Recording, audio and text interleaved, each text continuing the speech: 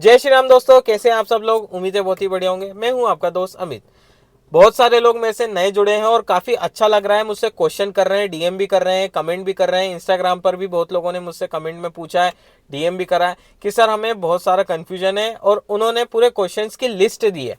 तो मैंने commonly 4 question pick करे हैं। चारों क्वेश्चन नए ड्राइवर के दिमाग में आते हैं। मैं भी जब नया ड्राइवर था तो मेरे दिमाग में भी आते थे, और वो सारे क्वेश्चन बहुत इंपॉर्टेंट है, सॉल्व कर लेना। वो सारे क्वेश्चन अगर आपने जल्दी से जल्दी समझ लिए, उनका आंसर जल्दी से जल्दी समझ लिया, तो आपको बेस्ट ड्राइवर, स्किल ड्राइवर बनने से कोई नहीं रोक सकता, और बहुत जल्दी आप एक स्किल ड्राइवर बन जाओगे। तो ज़्यादा देरी ना करते हुए हम वीडियो स्टार्ट करते हैं और सारे क्वेश्चन के आंसर हम समझने की कोशिश करते हैं। अब दोस्तों, सबसे पहला क्वेश्चन जो जनरली बहुत सारे लोगों ने मुझसे पूछा था कि किसी भी मैनुअल कार को लंबे समय तक हम किसी भी एक गियर में चला सकते हैं या नहीं चला सकते हैं। तो देखो, ये डिपेंड करता है सिचुएशन के ऊपर कि आप किस सिचुएशन में चल रहे हो। सपोज आप हाईवे पे चल रहे हो, आप 60-70 की स्पीड पे चल रहे हो, तो यहाँ पे आपको फिफ्थ गियर इनफ है।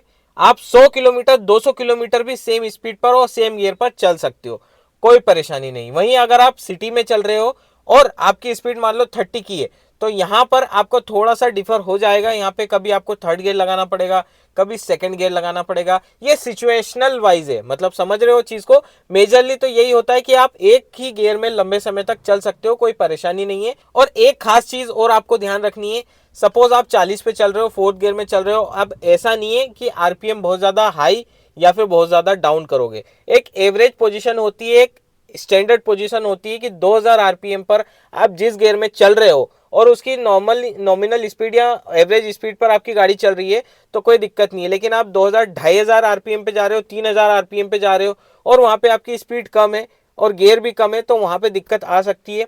वहां पर लंबे समय तक नहीं चला जा सकता। तो एक आइडियल पोजीशन के हिसाब से आप 2000 आरपीएम पे किसी भी गियर पर चल रहे हो और स्मूथली आपकी गाड़ी चल रही है, तो वहां पे कोई दिक्कत नहीं गियर चेंज करने की। आराम से आप लंबे समय तक उस पर चल सकते हो। अब दोस्तों, दूसरा क्वेश्चन जो मेजरली नए ड्राइवर्स अक्सर गलती कर लेते हैं कि जरूरत ना पड़ने पर क्या हमें गियर अपशिफ्ट करना चाहिए या नहीं करना चाहिए। तो देखो दोस्तों, ये बहुत कॉमनली इशू है, कोई घबराने वाली बात नहीं है। अगर आप गाड़ी चला रहे हो और आपको ऐसा लगता है कि आपकी गाड़ी गियर अप मांग रही है, तो ही आपको गियर अप करना है। अब मैं आपको बताता हूं कि कैसे पता चलेगा कि आपकी गाड़ी गियर अप मांग रही है। सपोज आप सेकेंड गियर में चल रहे हो, 30 की स्पीड आप एवरेज पकड़ के चलोगे, 30 की स्पीड आराम से 30 पे जैसे ही टच होते हो आपको थर्ड गियर में जाना होता है। अगर आपकी गाड़ी की स्पीड 25 है, आप सेकेंड गियर में चल रहे हो और आरपीएम आपके जो 2000 से कम है, तो दिक्कत नहीं है। अगर 2000 से ऊपर आपके आरपीएम जा रहे हैं, तो समझ लो आपकी गाड़ी गियर अप मांग रही है, आपको वहां पे गियर अपशिफ्ट कर लेना है। जबरदस्ती गियर अपशिफ्ट नहीं करना है। सपोज आप सेकेंड गियर में चल रहे हो, आपकी 20 की स्पीड चल रही है, आप वहां पे थर्ड गियर में जा रहे हो, तो यहाँ पे आपका इंजन लैगिंग करेगा, स्टॉल हो सकता है, बंद हो सकता है, और नेगेटिव इंपैक्ट कहीं ना कहीं गियर बॉक्स और इंजन पर पड़ेगा। तो वो चीज़ हमको नहीं करनी है। सिंपल सी चीज़, आप आरपीएम देखो, 2000 आरपीएम से ऊपर जैसी आपकी गाड़ी जा रही है, तो वहां पे आपको अपशिफ्ट कर लेना है। कुछ गाड़ियों में आरपीएम नहीं होता है, तो आपको इंजन का नॉइज समझना है। ठीक है, इंजन के नॉइज से आप पहचान लोगे कि आपकी गाड़ी अप मांग रही है या फिर डाउन मांग रही है।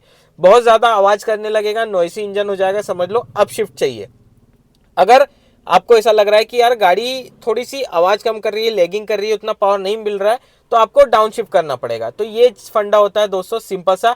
ये आप धीरे धीरे प्रैक्टिस में लाओगे ना, तो आपको समझ में आने लगेगा। इनिशियली आपको ये चीज समझ में नहीं आएगी, आपको पता ही नहीं चलेगा कि आपकी गाड़ी 2000-3000 आरपीएम पे चलेगी, आप बस ध्यान दे रहे हो चलने पर। लेकिन जब एक्सपर्ट हो जाओगे ना, धीरे धीरे आप मॉडरेट पोजीशन पे आओगे ना, तो आपको ये चीजें समझ में आने लगेगी। अब दोस्तों, तीसरा क्वेश्चन कि गियर को कब अपशिफ्ट करना है और कब डाउन शिफ्ट करना है। जैसा कि सेकंड क्वेश्चन का आंसर मैंने बताया कि आपको कब अप करना है, कब डाउन करना है। सिंपल सी चीज है, जब आपको गाड़ी में ज्यादा स्पीड चाहिए तो आपको गियर अपशिफ्ट करना पड़ेगा। ऐसा नहीं कि सेकंड से डायरेक्ट फिफ्थ जाओगे, सीक्वेंस वाइज जाना पड़ेगा। First, second, third, fourth, fifth, इन सब की स्पीड वाइज जाना पड़ेगा। फर्स्ट की स्पीड क्या होती है, 0 से 10, जैसे ही ऊपर गई आप सेकंड गियर में जाओगे।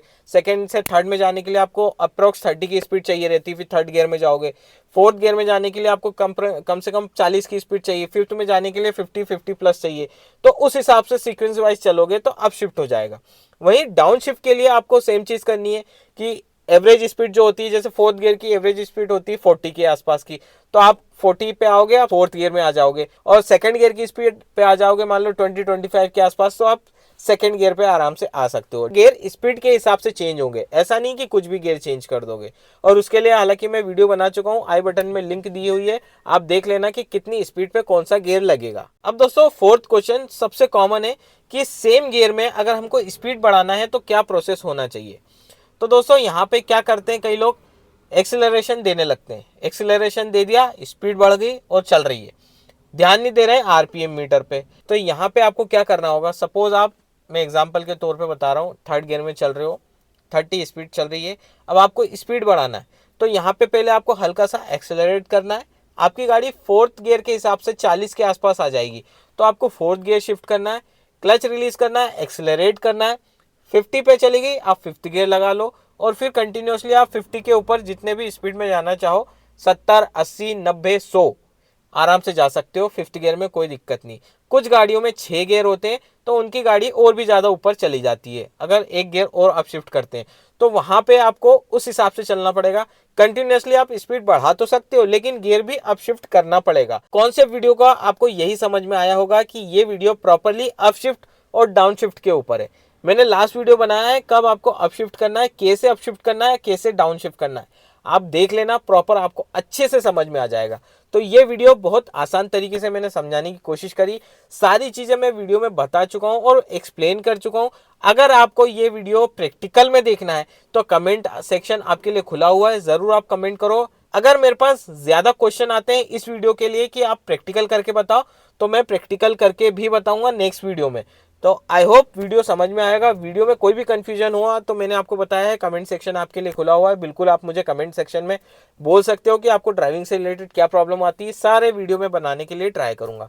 तो चलिए दोस्तों, आज की वीडियो में यही था, मिलते हैं फिर नेक्स्ट वीडियो में, तब तक के लिए stay safe and good bye.